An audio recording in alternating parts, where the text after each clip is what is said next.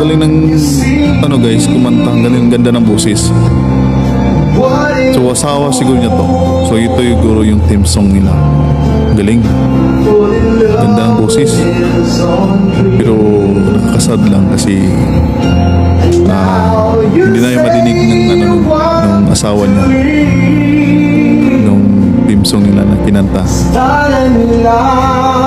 Kasi wala na eh. So namiss lang ko sa boses nito guys.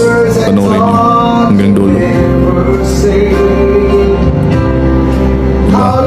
Minsan lang nangyayari ng ganito na yung asawa mo na kahimlay na.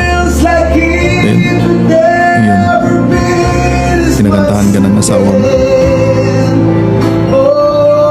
So, ganito yun, di ba?